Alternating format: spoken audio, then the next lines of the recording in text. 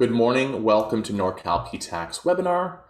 This is the How to Do Business with the Government webinar. This is part of a series of webinars that we do on the second Thursday of every month for this year.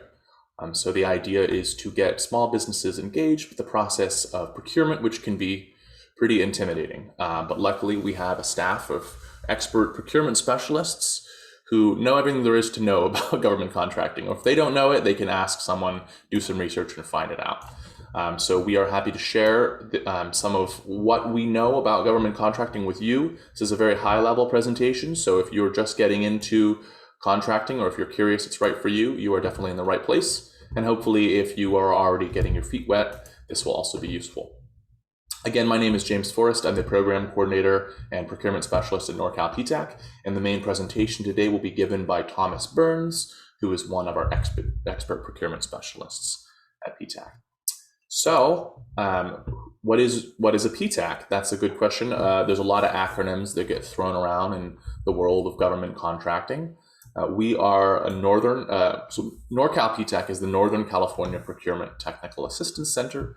PTACs in general, Procurement Technical Assistance Center, are networks of centers, each independently operated across the whole country. So there's about 96 PTACs right now. That number shifts a little bit, but across the whole country, we are funded by the federal and local state governments in order to provide no-cost free services to clients in our service area. So you can see just in California here, there's 7 PTACs, and we help our clients win government contracts. That's what we do. We don't help with business advising, with loans, with grants, things like that, startup assistance. We are just contracting experts. So using that expertise, PTACs across the country in fiscal year 21 helped our clients, 56,000 clients across the country win more than $24 billion in government contracts. NorCal PTAC's share of that is pretty good. In 2021, in just these 15 counties, our clients won more than $500 million. So there is quite a lot of opportunity out there in California for government contracting, but you have to be prepared, and it's not for everybody. We're going to go over that a bit later when Thomas is presenting. But so the bottom line is, if you're in our service area here, it couldn't hurt to apply if you have an established business and you're looking to get into government contracting. So if your business is located in one of these counties, go ahead and reach out to us, or you can just click on that link on the website here. This is going to bring you to our home page. There's an Apply Now button at the top that will get you started on an application process. And once you become a client, you're eligible for these client services that I'm showing at the top here. So the first is one-on-one counseling. So procurement specialists like Thomas Burns can meet with you individually to go over just about any topic related to government contracting. So, market research, getting your registrations, your certifications. And we're talking whether it's a federal government, state government, local, city, doing business with utilities, tribal entities. If it's a government entity, then we help with that. And we can help you work on compliance, how to review bids, how to prepare your capability statement, how to stay on top of the opportunities made available to you. Which brings me to my next point, which is the custom bid matching. This is a program, a software that we pay for and then offer to you for free if you're a client. Basically what it does is it scours the whole internet for bid opportunities. So requests for proposals, requests for quotations, and then it sends those to your inbox. It doesn't just send all of the opportunities in the whole country. What it does is it picks out ones that have matched criteria that you have worked out with your procurement specialist. So if you build fences, it's going to scour the internet for opportunities that mention fence building, post hole digging, things like that, that kind of construction in the area that you choose. And then it's going to send it in your inbox with all these hyperlinks you can just click on. It's a nice way to stay on top of all those opportunities. There's other ways to do market research like that, but this is a pretty useful one, and our clients get a lot out of it. We also put on resources and trainings, because you're in one today. This is a pretty regular thing for us. We're doing this series of webinars. We do them on all sorts of different topics. So this is one of our introduction webinars. They're always free for everyone to join from everywhere. So I think someone in the chat was from Los Angeles. That's not in our service area. So if you apply on our website, we won't be able to accept you as a client, but you can certainly join all of our webinars. You can also find all of our past webinars on our website if you click on the resources tab and then go down to past webinars. We have about 3 years, which is dozens and dozens of webinars on all sorts of different topics. So what I do is I go Control F and then I find a topic that I'm trying to find out about. And then boom, there I have the slides and the YouTube video. And that's where today's recording is going to go as well. So you'll be able to review all of this and click on all the slides later today. It'll be uploaded. And if you're not in our service area, so if you don't have a business that's headquartered in one of these green counties on the map here, so if you're in Los Angeles or Tahoe or somewhere else, Sacramento, go ahead and click on that second link there, or just Google, I can do this as well, Sacramento County PTAC, and it'll show you the right one. You can see at the bottom, we have our phone number and email address, and that will be up for anyone to copy down the whole time. So please feel free to reach out to us if you have any questions about our application services or what we do. Here I'm just going to list some of the things that we help with. So, no particular order: SAM registration, crafting capability statements, marketing, of course, proposal review, GSA schedules, SBR. So really just about anything. All right, that is my spiel. Thank you for your time. I will be here fielding questions and making sure everything runs smoothly. But the main presentation is going to be given by Thomas Burns, who is one of our wonderful procurement specialists, and always puts on a good show. So thanks, Thomas, and thank you. Take it from here. Thank you, James. Appreciate it. Real quick, James, I wanted to know, were we going to be able to do a quick poll at some point during the session? I don't have a poll in the system right now. I could work on setting it up in the back end as an outro poll if we wanted. Okay, that'd be great. Yeah, just like we wanted to. So yeah, let me go forward and talk about the disclosure. In government contracting, one of the issues or just things that happen is information changes on an almost daily basis sometimes. So the information that I'm providing you today is accurate based on our ability and the information that we have right now. Some of the information might change in the future, and so we may or may not have that information right now if it's going to change in the future. So I just wanted to give that quick disclosure. I want to, hold on. There we go. I think I went back too far. So the agenda for today. So we already talked about what is PTAC. We're going to be talking about specifically what is government contracting, right? How to determine if selling to the government is right for you, and how to get started, specifically how to market to the government, where to find these bid opportunities, and steps for success. That's going to be the agenda for what we're going to talk about today. So let's talk about what really is government contracting. And the way I like to put it, government contracting is any agency or entity that is receiving money from the federal, state, local governments to provide services to our communities. And as you can see, the most popular government contracting areas that people are aware of course, is construction, public works, professional services, janitorial, medical, transportation, and of course, defense and fire suppression. The ones on the right side, those typically are never utilized as a government contracting opportunity, in that the government isn't going to normally spend money with a restaurant per se, or on entertainment, or holistic health, clothing, luxury items, because those don't fit within the model of providing services for our community. However, I want to jump to the next slide and really highlight how this can change based on the institution. So this is a California state prison up north called Pelican Bay.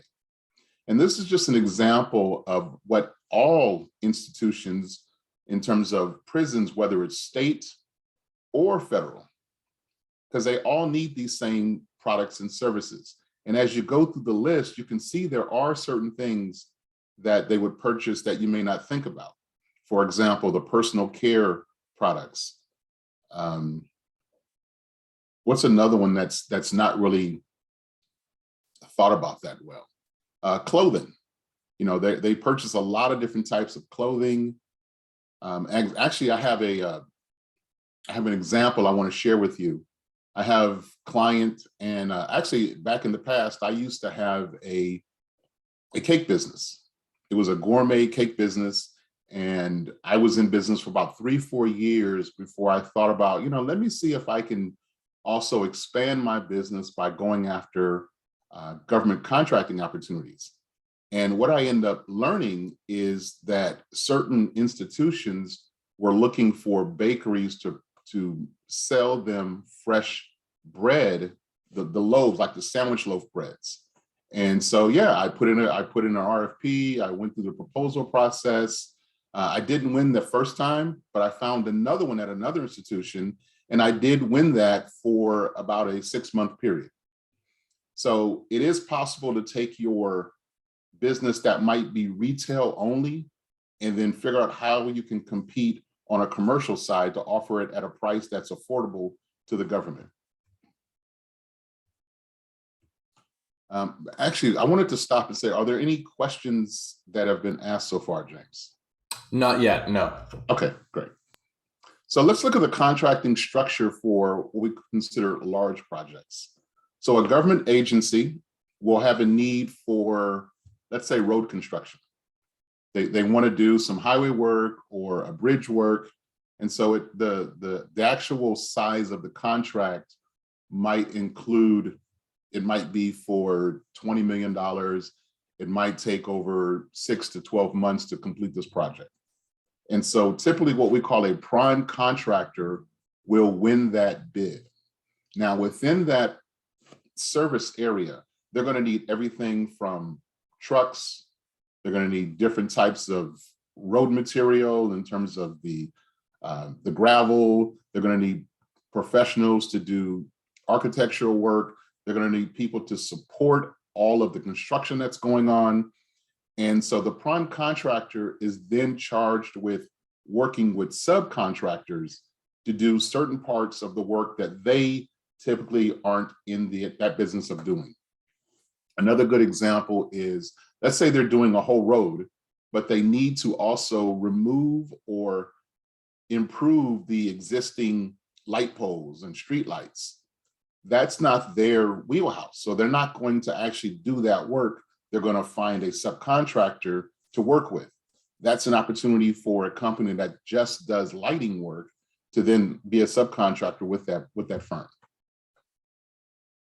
Any questions on just that basic structure of how a large contract can end up being opportunities for smaller businesses?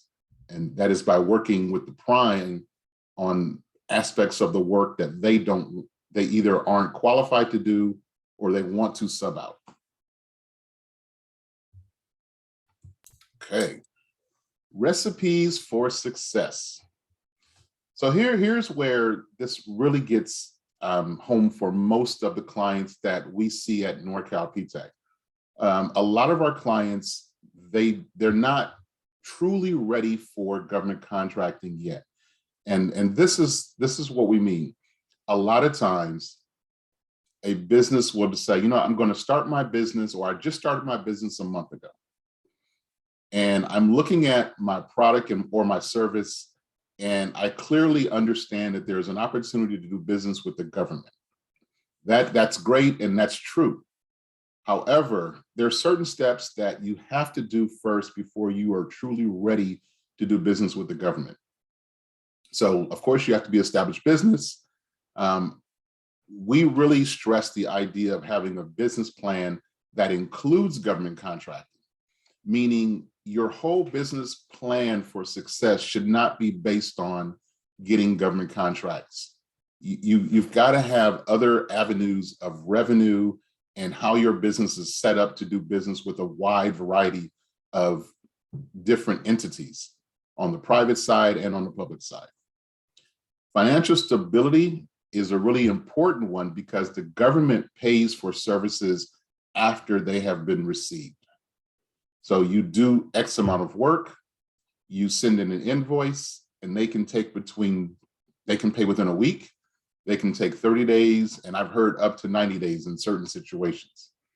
So you have to have the financial stability to pay your employees or pay for the products that you need to purchase to then sell to the government. And past performance is a big one. 90% of the time, I'm not going to say 100, but 90% of the time, the contracting officers, the buyers that are hired to do the buying for their agency, they don't want your company to be the first firm that has let's just call a contract or a deal with them. They want to see that you've done this over and over for other either agencies or on the private side. So a history of sales, a history of success is very important to contracting officers within the federal, the state, cities, counties, school districts, transportation agencies. They all value past performance when they're considering doing business with the firm. And then, of course, market research. Market research is important because the size of the opportunities within government. Where do you start? Who should you focus on?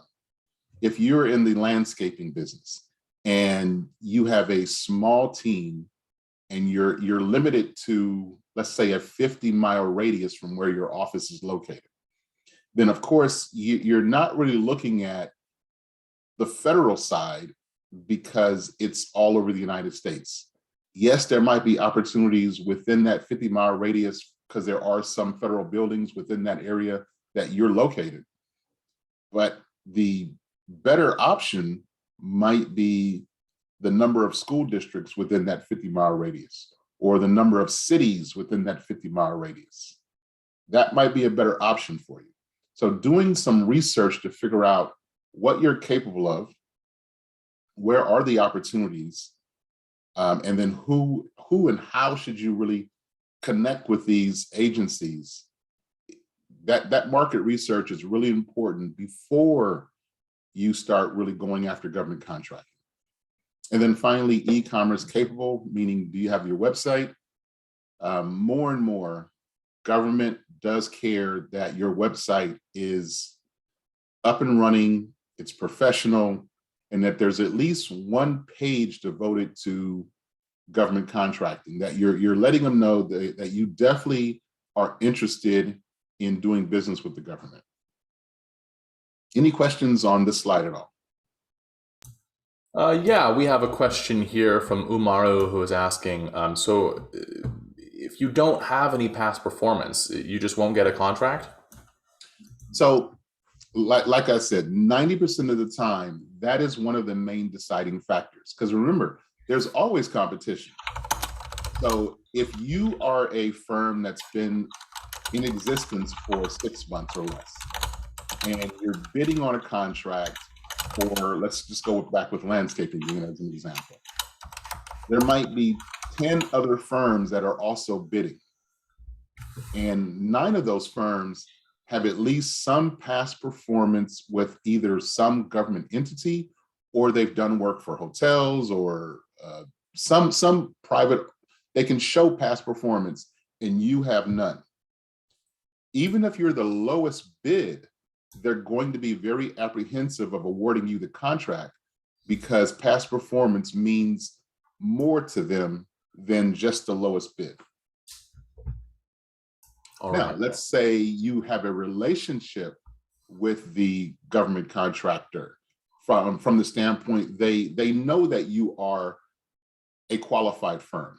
How do they know this? Maybe they know it from some history. Maybe they know it from doing some research on you after you've reached out to them.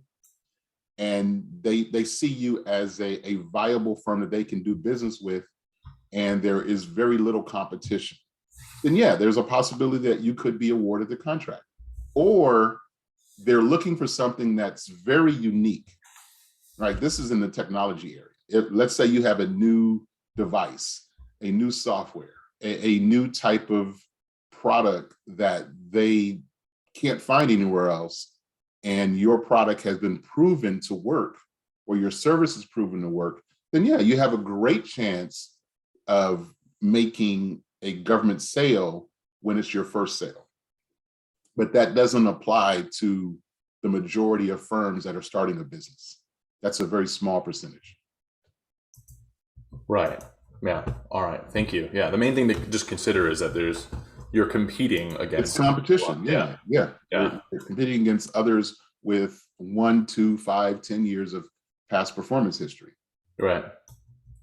And if you don't have government past performance, then private will be better than nothing. Private is definitely better than nothing. Yeah. Yes. Which is why we get a bit we get a bit concerned when we have brand new startups who don't have any sales at all. All right, so we do have some more questions here. Does bidding also include a formal interview process? Only on certain types of proposals. When it's a product, I would say 99% of the time, no, there's no interview process, nothing like that. It's simply the best price or the best bid. When it's service related, yes, it can include an interview. Like they'll receive 50 bid proposals. They'll take the best 5 of those, and then they'll go through an interview of all 5. And then there's a grading scale, and the one with the best grade will win the proposal process. All right, great.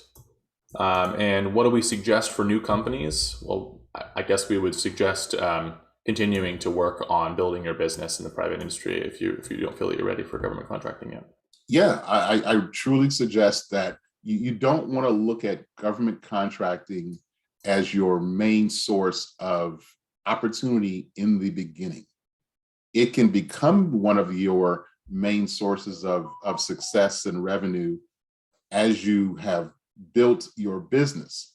But to start your business off, you don't want government contracting to be the first thing you do.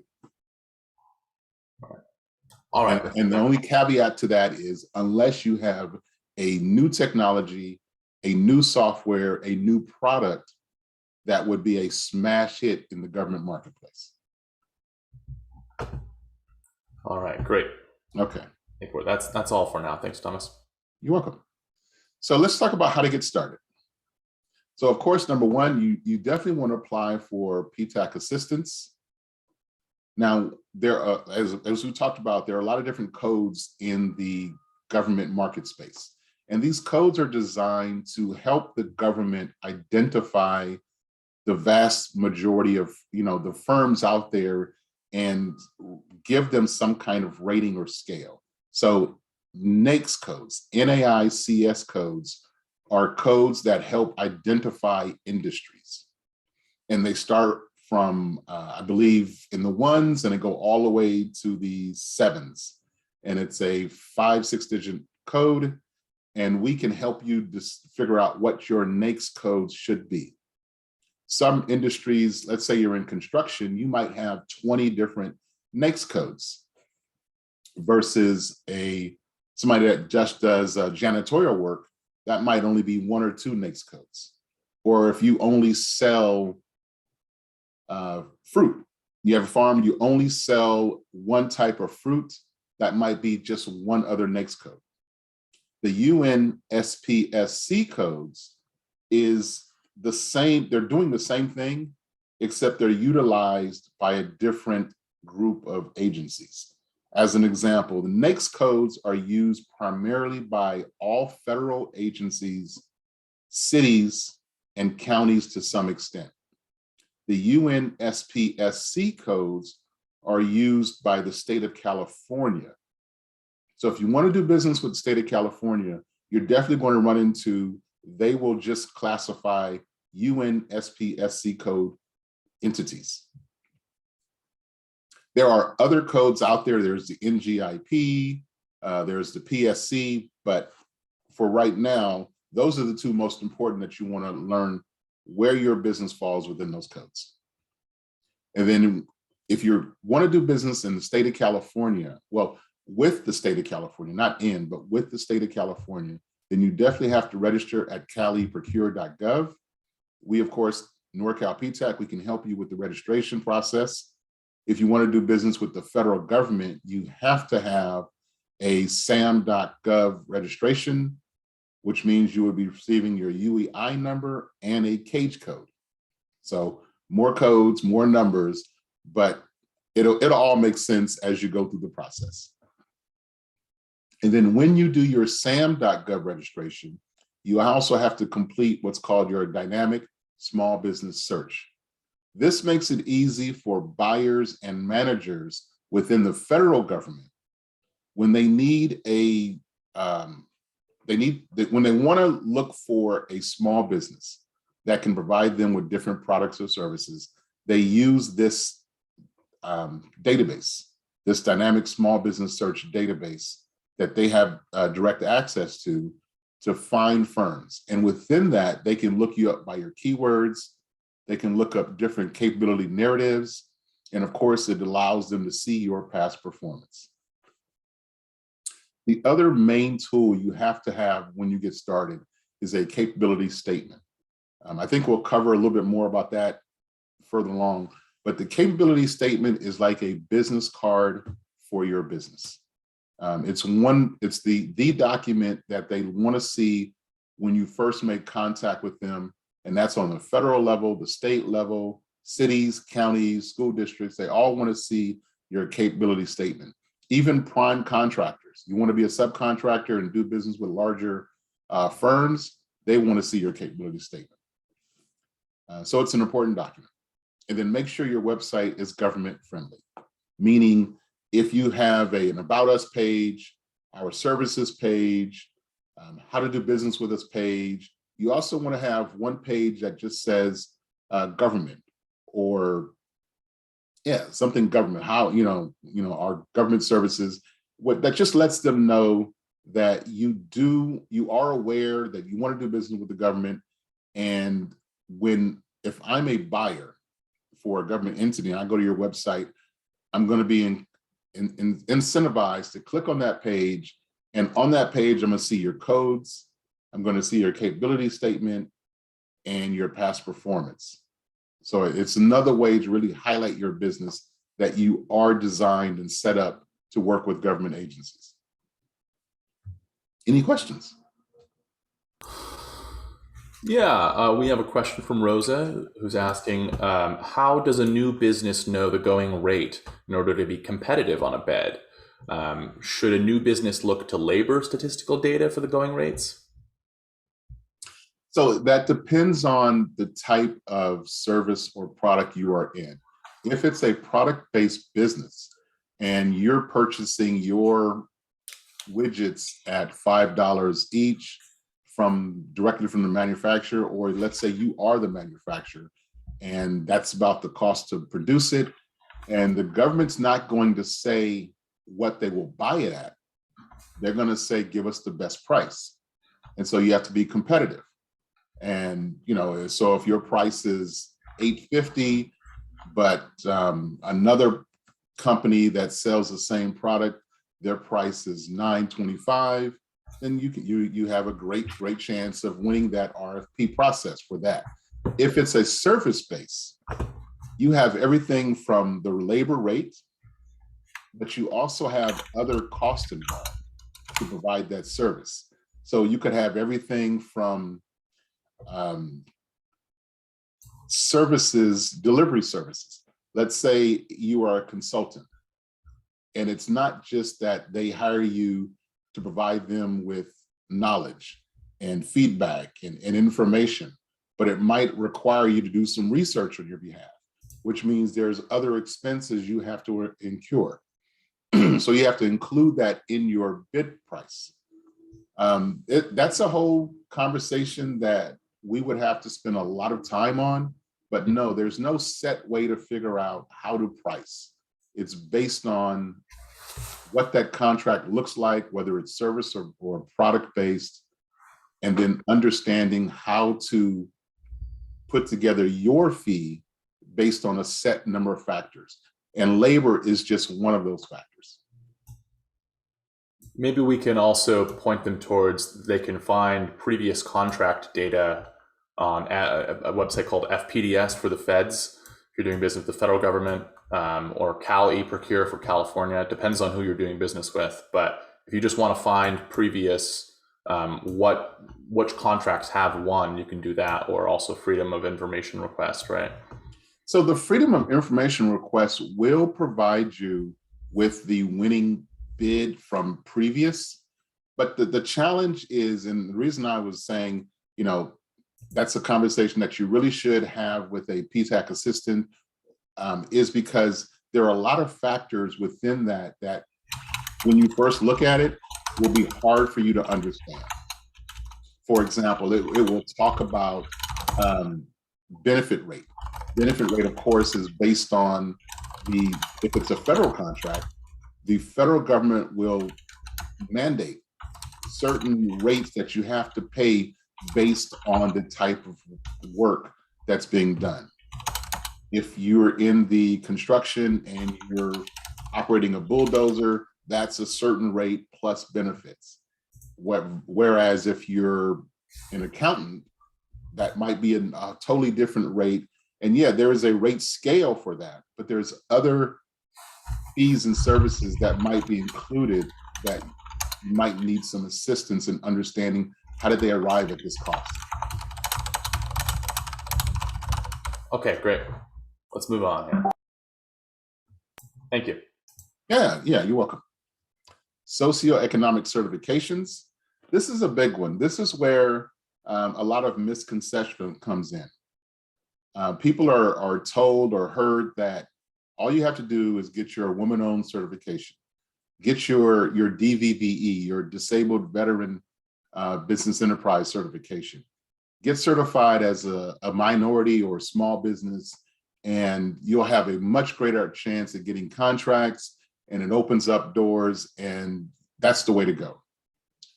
So the reality is, it is definitely a tool that opens doors for you.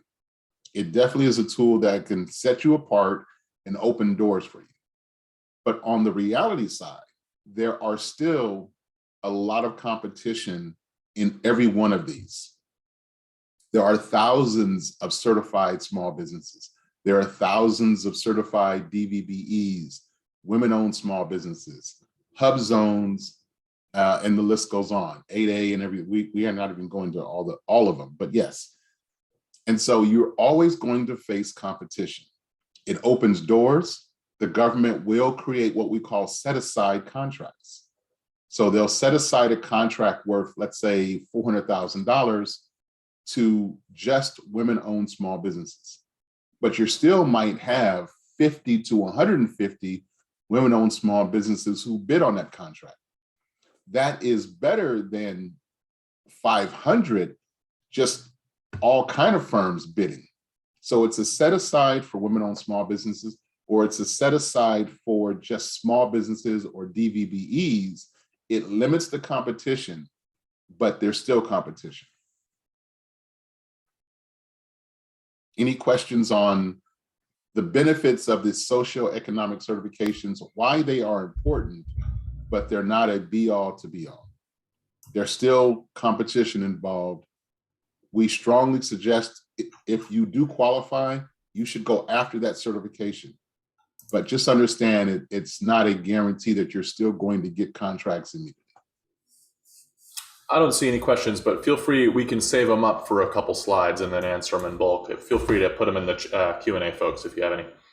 Perfect.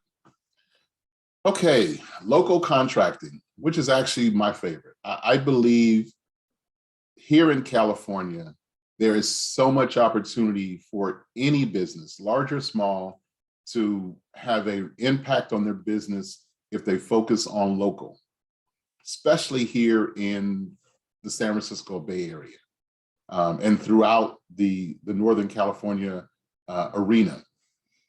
There are In California, there are 58 counties. I would say 5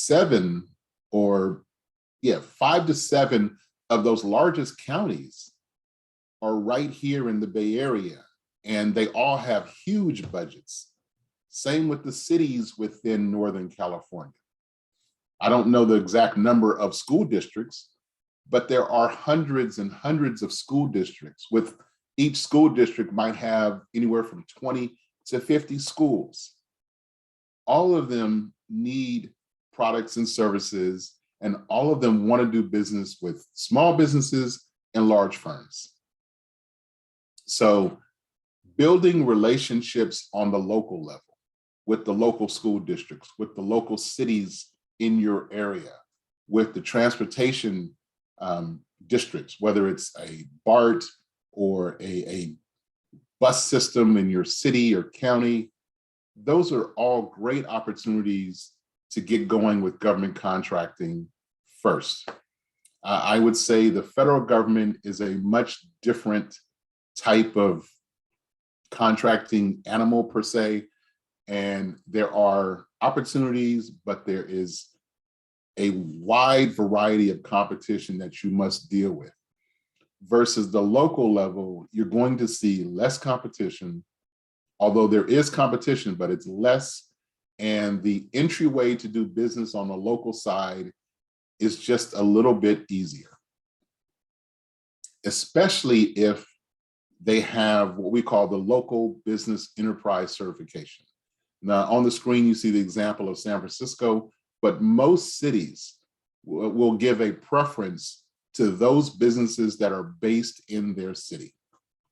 So wherever you are located, there's an opportunity for you to make an impact by just being registered as a local business enterprise within that city to give you an opportunity to do business there.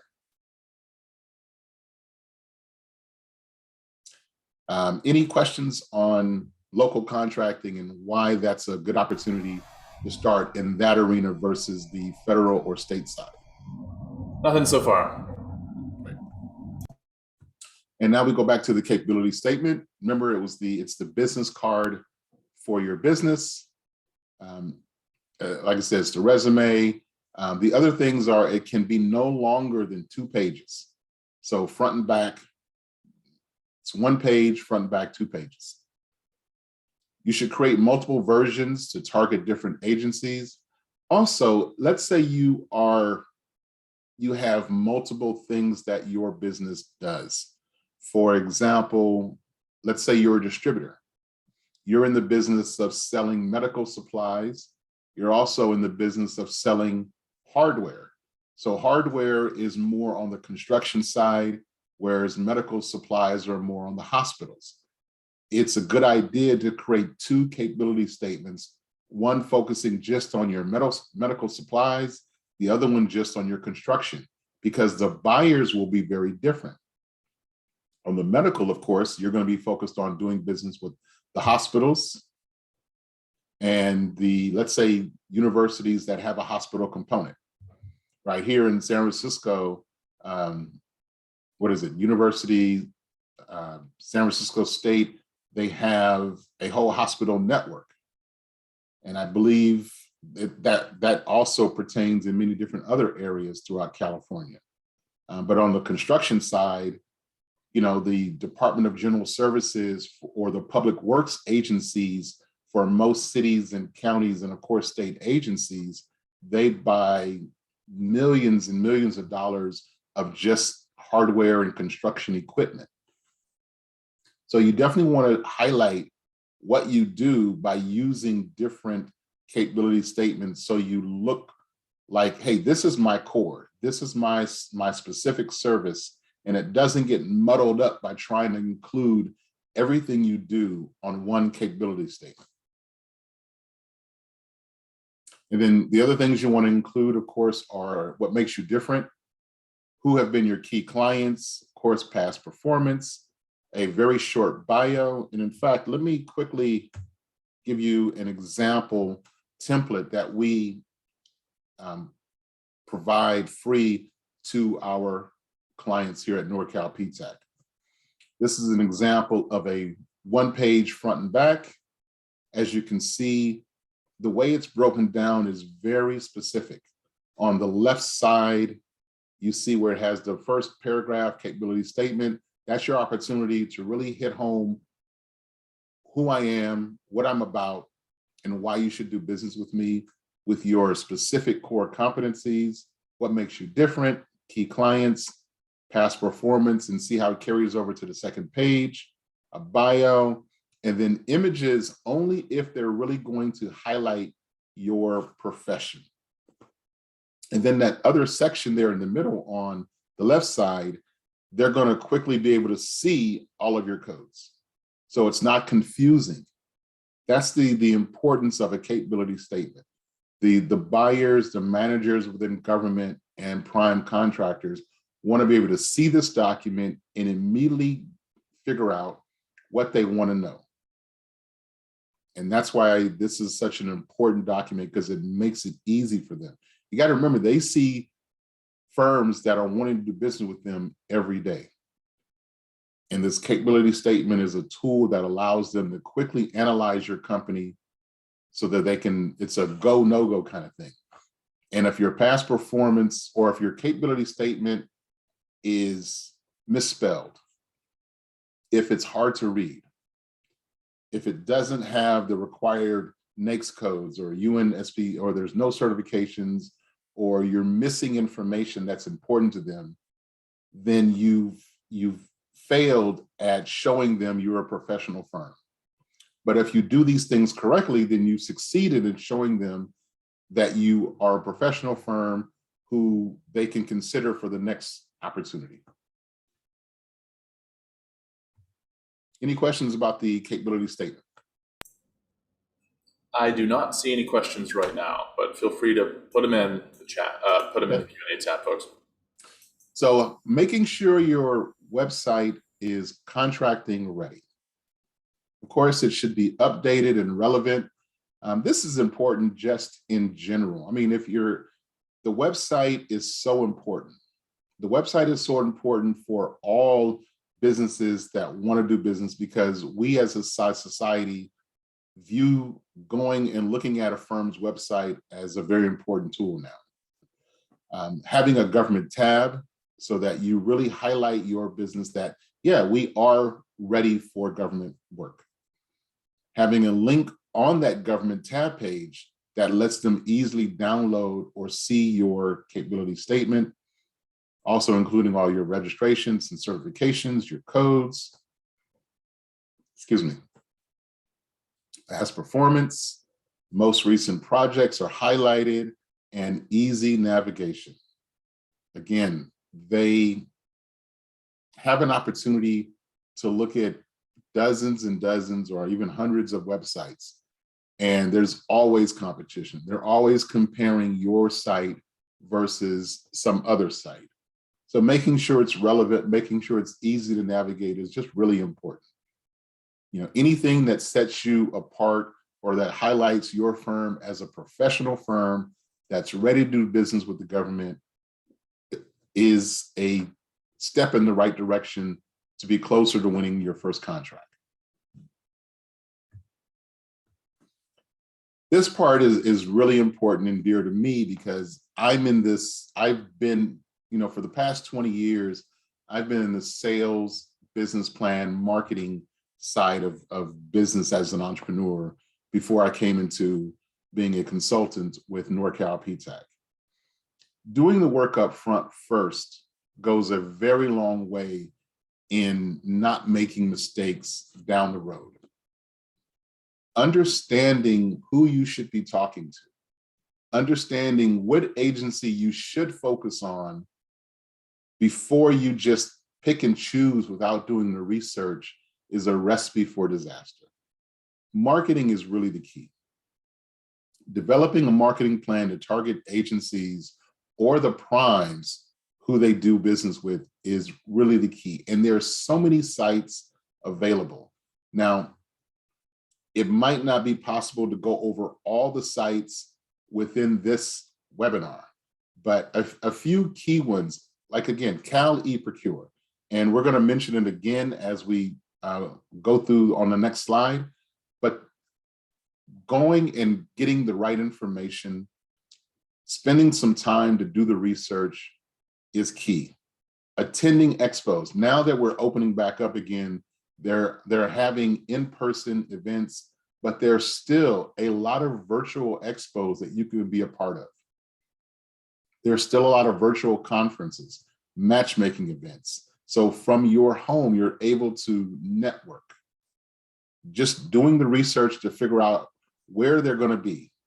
What agency is going to do a matchmaking event or some type of how to do business with the city of San Francisco or this county or this state agency. And attending those events is really important. It allows you to learn on an in-depth level what they're looking for and who the buyers or the small business advocates might be. Another important topic is social media. So LinkedIn is a tool that almost every single government entity is now utilizing on a daily basis. They love it. I don't know how else to say it, but the federal, state, cities, counties, over and over, when I do sessions with clients and we're having a hard time finding a manager or finding a buyer or finding whatever the title is, when we go to LinkedIn, we ultimately find them. Now, the next step in how to reach out to them, because LinkedIn is only going to give you so much information. We can talk about that as we move forward. But yes, LinkedIn is a great tool to find contact people within the federal government. And then finally, small business representatives. So almost every agency will have a go-between, which they call the small business specialist or small business professional or small business representative. And their job is to work with the buyers that they represent or work with to help the buyers meet their goal of doing business with small business. Quick example, City of San Francisco has a budget of, let's say, $1 billion a year that they spend on products and services. Out of that, they have a goal of 25% of that budget must be spent with small business. Each agency then has their own budget. Public Works might have a budget of $300 million. And they also have that 25% mandate that they do business with small business. How are they going to achieve that goal? A lot of times the buyers need help finding small businesses to provide them with some product or service. They rely on that small business representative to find them qualified small businesses. That's where you and the small business representative come in. You want to build a relationship with that small business representative so that when the buyer says, we need somebody to help us with window washing, or we need somebody to help us with installing and planting new trees, the small business representative can say, I've got a list of buyers. I've got a list of vendors right here for you. That's how that relationship works. And that's why it's important to learn who are the small business representatives within the agencies that you decide you want to go after and do business with. And then finally, the dynamic small business search is that database on the federal side that I talked about when you're registering with sam.gov. Any questions? We do not have any questions on the content right now. Just another reminder, keep getting questions, but everyone will get the slides and the video later today. Don't worry about that. Thank you. Okay, where to find these bid opportunities? And here on the screen, we've got local agency websites. Within norcalptac.org's website, under the resources tab, you go to norcalptac.org, you go to the resources tab, and when you scroll down, you'll be able to see local agency websites. Now, again, you're going to be getting these slides, and that link will take you right to that page. But we've done the work here in Northern California of giving you a list of cities, counties, transportation agencies, procurement page. But if you're from another area, yes, if let's say you're in Los Angeles and you want to look at the opportunities that the city of Los Angeles are going to be putting out or are currently available for you, you go to that City of Los Angeles website and you look for any link that says RFP or any link that says how to do business with the City of Los Angeles or name that city. That will take you to their bid opportunities page almost 100% of the time. It should be easy to find, but I've seen cities, I've seen different entities where it's buried almost. And it can be a little bit of a challenge to find it. But yes, it's out there. And then once you click and you see those opportunities, there might be, depending on the agency, there could be a dozen opportunities available right now for a myriad of things, or there might be none that they've posted right now.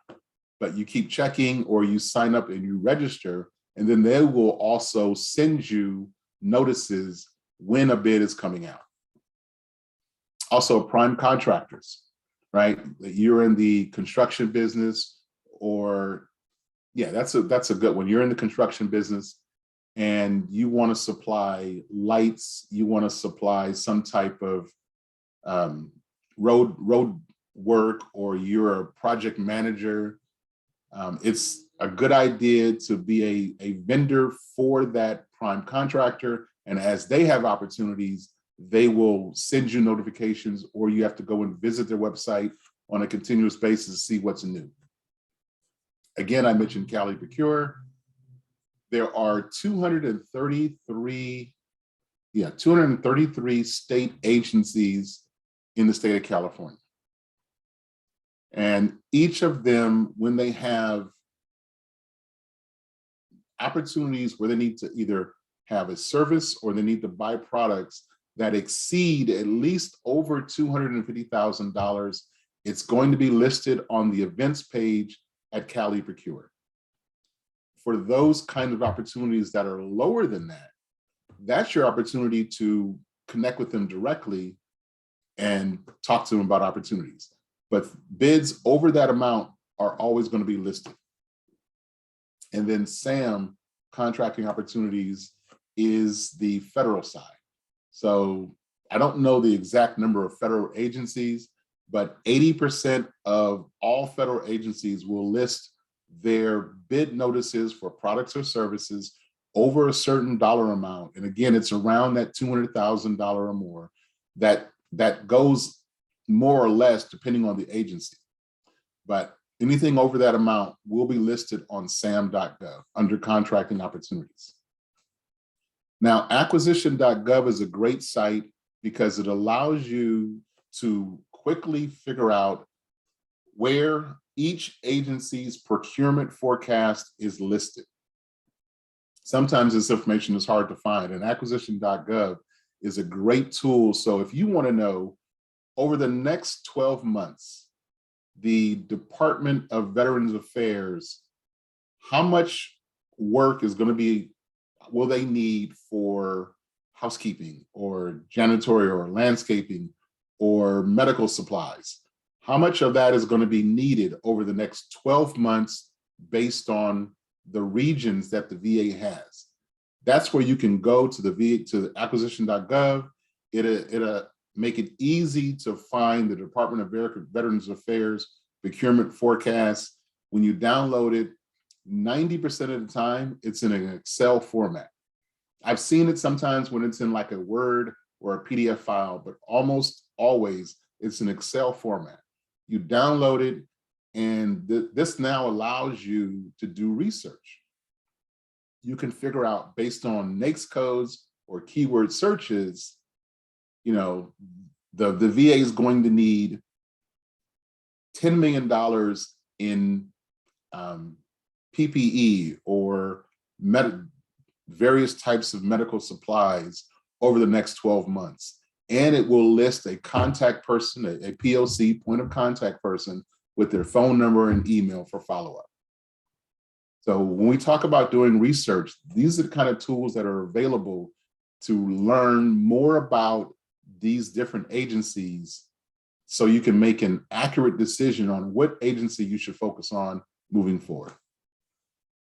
And then finally, associations like the Builders Exchange, regardless of your industry, there's an association for that industry that can help you.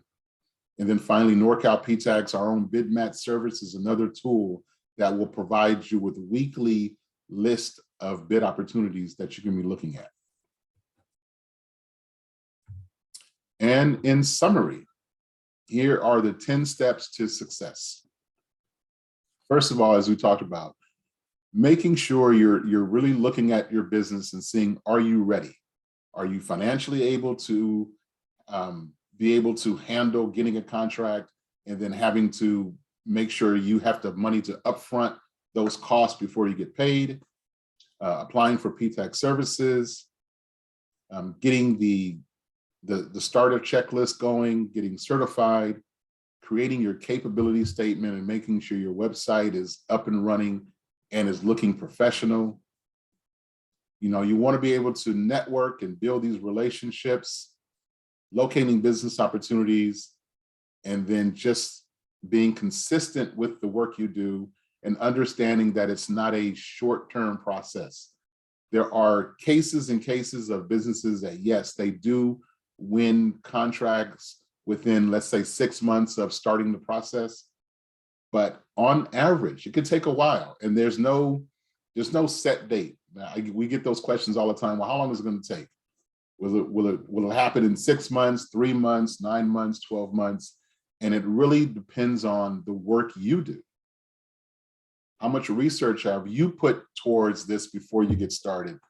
So you understand where is the best fit for your company and your product and your service. Everybody's different. All right, Thomas, I just put out a poll there since we're just about out of time. It's 11 o'clock now, so we're getting some answers on the poll. Oh, great. All right, so I'll give you a couple seconds here to enter your answer. You just need to click on the answer and click submit. All right. Okay, 3, 2, 1. Okay, great. Those of you who responded, looks like that's about the curve we would expect. I can share the results here. I asked, what's your experience level with government contracting? We don't have any experts, which is probably best for this level of high level of webinar. Some folks are experienced, which is nice to hear. Some folks have some experience, but most folks are total beginner or just getting into it. So we hope that you found it useful. We do have a survey that we would like you to take a look at. Really all you have to do, you don't have to take the survey, it's optional, but you can do it anonymously and just let us know what you thought of today's webinar. Matters a lot to us. We always want to keep improving our services.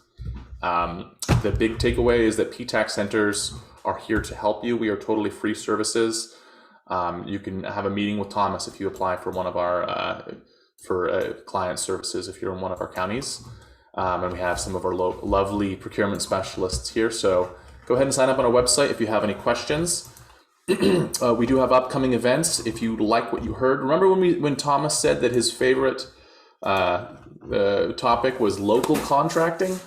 Well, you're in luck because this Wednesday, a week from yesterday, on the 18th at 4:30 p.m., Thomas is going to put on a webinar in partnership with the SF Port in San Francisco on how doing business with construction primes in San Francisco. So that'll be a treat. And then we have a pair of webinars from the California Department of General Services, and they're going to be talking about how to do business with California. So good topics to go over. And just a reminder that we are always putting on new webinars. If you want to find new webinars, that link is at the bottom. norcalptac.org is our website. And this webinar has been recorded, and the recording as well as the slides will be sent to everyone later today. It's also going to join an archive of webinars on our website that goes back 5 years. I mean, we have dozens and dozens of webinars on there. So I just dropped that link in the chat. It's really, really helpful. If you have a question that's unresolved, anything that Thomas said, virtually anything he said today that you wanted to hear more about, there's a webinar on that. So you can peruse that if you'd like, and we hope to see you at future events. You have our contact information. You've got the phone number and email and a website on the page here. So we hope to hear what you thought of today's webinar and to see you at future events. Thank you so much, and thanks, Thomas. Thank you very much. Appreciate it. Yeah, appreciate all the work you've done, Thomas. Thanks.